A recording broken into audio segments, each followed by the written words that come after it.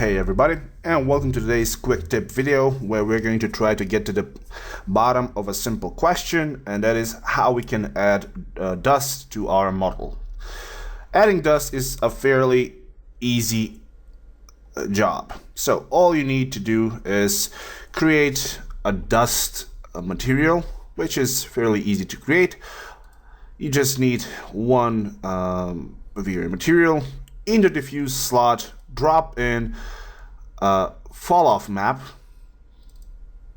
and here for the fall off map, simply take the black color, put it into something more of a gray scale, so we get something like this. And the mix curve, we want to have the white get more to the edges, so what we need to do here is select our endpoint, right click, Bezier corner, and lower it so it kind of gets the white around the edges. Now the next thing that I can do here is, well, first of all, decrease the roughness so it's less shiny, something like that. And so we get that fuzziness. In the bump map, I can put a noise map, which should help with getting that more diffuse look. So the size, I'm gonna get it to something like 2. Yeah, this should look better. I'm going to decrease the blurring to 0.1,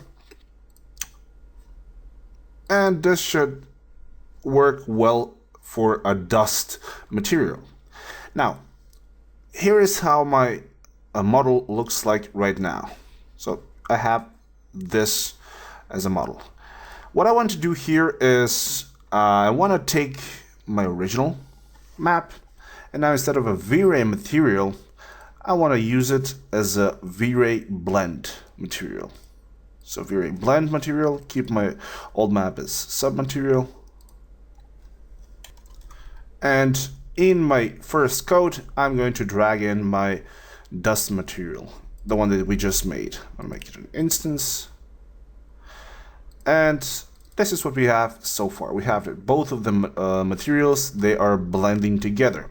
Now what we want to do is, naturally, we want to have the dust only gathering on one point. But first of all, let's see how this looks with just those two, without anything in the place where it should, or the mask which should blend these two. So let's render and see what we have so far.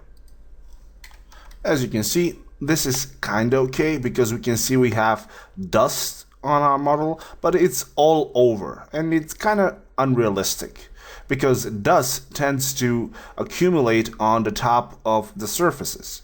So what we can do here is, in our blend amount over here where it says none, we can click, and here we can add another fall off map. Now this fall off map is going to control where our dust is going to start piling up. So for this, we want to change the fall off type from perpendicular parallel to towards away. And as you can see here, now the dust is gathering around the edges. But now instead of viewing directions or the camera z-axis, we're going to use the world z-axis, which means that the dust is going to be, it's going to be start piling according to the world z-axis. As I can see here, now it's piling up on the bottom, which is not what we want. So we want to switch these two colors around. So just click over here. And now, there we go. The dust is going to start piling up on the top. Now we can further control this by controlling the mix curve. So we can just add a few points over here. Move them around, something like here. Put it up here, and now depending on how sharp you want to have this line, you can either put it to here, or you can make it more sharper. It's all up to you. So now, once we re-render, we're gonna have a much different result. And as soon as the render is finished, now I can see that the dust is only piling up on the top of our model, which is being controlled by the world z-axis.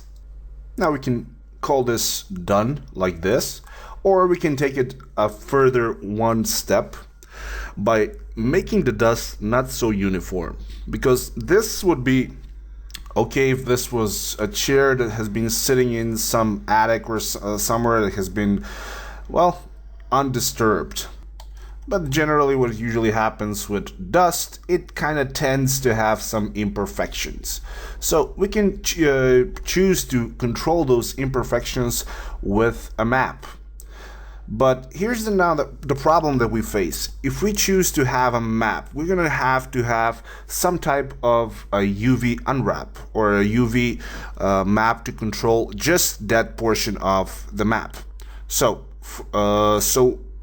the easy way to make that unwrap just for the dust would be to take our model, or let's say our seat over here, and add a UVW map on top of it. Now, as you can see, it's a planar, so it's in tune with our z-axis in the world. And what I want to do here is change my map channel from 1 to 2. So this is not going to interfere with the original unwrap of the chair, which is giving it its bump map and the texture. So that's why we choose a map channel 2. Again, choose the other chair or the rest of the chair, UV map channel 2. So we've added an extra UV channel for our chair.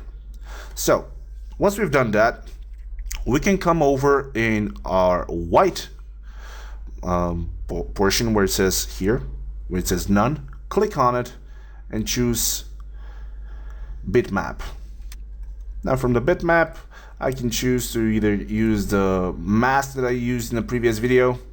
Let's see how that thing is going to look. And what is very important here is once you choose this, you got to go over here with this map channel and change it from 1 to 2. So this way, this map is going to take its unwrap from the new UVW map that we just added. So with this, if I show it, I'm going to see that it stretches on the sides because it's getting its UV unwrap from the actual second, where is, well, okay, it's getting it from the second map channel. But let's see how this thing looks when we re-render it now. So I'm going to select and re-render. And there we are. As soon as the render is finished, we can see now that the dust is no longer uniform, but it's kind of broken up. Well, this opens up the door so you can add your own custom textures. You can use handprints. You can use black and white masks that would give the appearance that somebody was sitting there or somebody moved it or whatever. So whatever you choose to add, it's simply going to build up on what already you have, and it's going to give you a more realistic look on your model. So if you guys enjoy watching this video, then don't forget to subscribe and hit that like button. And that would be it for this video. I hope you guys had fun. You managed to learn something new here today. So take care, and I will see you all in the next video.